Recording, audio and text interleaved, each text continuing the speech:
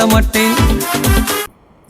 அன்பான தேவ பிள்ளைகளை, இயேசு கிறிஸ்துடைய அன்பின் நாமத்தினால் உங்களை வாழ்த்துகிறேன், ஆசீர்வதிக்கிறேன்.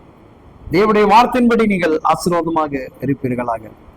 கர்த்தருடைய வசனத்தை கேட்கிற உங்களுக்கான நிறைய வாசல்கள் திறக்கப்படும். அடைக்கப்பட்டிருக்கிற ஒவ்வொரு வாசலையும் கர்த்தர் திறந்து கொடுப்பார். ஆமென். வார்த்தை இல்லைன்னா, வசனம் இல்லைன்னா அந்த இடங்கள் வாசலே திறக்காது. வசனம் எங்க வருதோ அங்க கர்த்தர் என்ன பண்றாருங்க? கிரியை செய்கிறார்.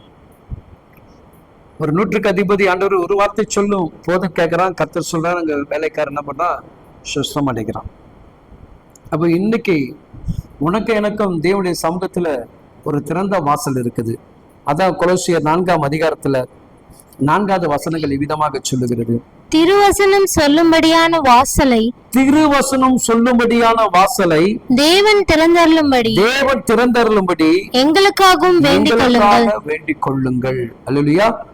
உங்க ஊழியர்களுக்காக நீங்க என்ன பண்ண? அதிகமாக ஜெபிக்கணும். இப்போ நாங்கள் லைவ்ல பேசுறோம், சில நேரங்களில் திருச்சபைகளை பேசுறோம், சில குடும்ப வீட்டு பிரேயர் நடத்துறோம், சில கன்வென்ஷன் கூட்டங்கள் நடத்துகிறோம், வேறு சபைகளுக்கு போய் தேவனுடைய வார்த்தைகளை பேசுகிறோம், தெரு பிரசங்கத்துக்கு போகிறோம். இன்னும் என்ன பண்ணுங்க? தேவனுடைய வாசல்கள் அடைக்கப்படாதபடி திறக்கணும். அப்படிப்பட்ட வாசலை கத்தனை பண்ண நமக்கு ஆயத்தப்படுத்தணும். சரிங்களா? அதுக்காக தான் நீங்க என்ன பண்ணுங்க? ஊழியருக்காக, உங்க ஊழியத்துடைய சபைக்காக, உங்க சபையுடைய மெய்ப்பருக்காக நீங்க அதிகமாக ஜெபிக்கணும்.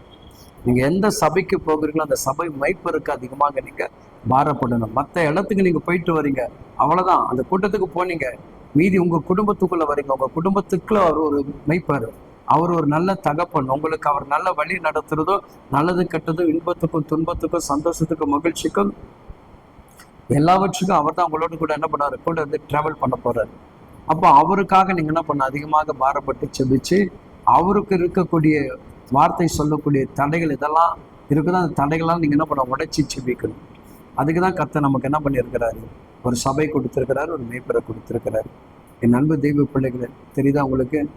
நீங்க ஒரு சபைக்குள்ள இருக்கும்போது அந்த சபைக்காக தான் நீங்க என்ன பண்ணணும்? ரொம்ப உண்மையும் உத்தமமாக காணப்பட வேண்டும். ஏன்னா சபை என்பது தேவனால் நியமிக்கப்படுகிறது.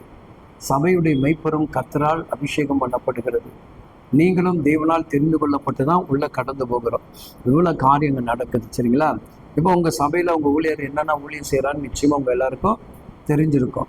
அப்படி அந்த ஊழியத்துக்கு எந்த வகையில தடை வருது, எதனால இந்த ஊழியத்தை இன்னும் செய்ய முடியாமல் இருக்கிறதுன்ற உங்களுக்கு தெரியும். அந்த தடைகளை உடைத்து நீங்க செபிச்சு பாருங்களேன். உங்க தடைகள் ஆட்டோமேட்டிக்கா கர்த்தர் உடைச்சு உங்களையும் கர்த்தர் ஆசீர்வதிப்பாராங்க. ஆமென்.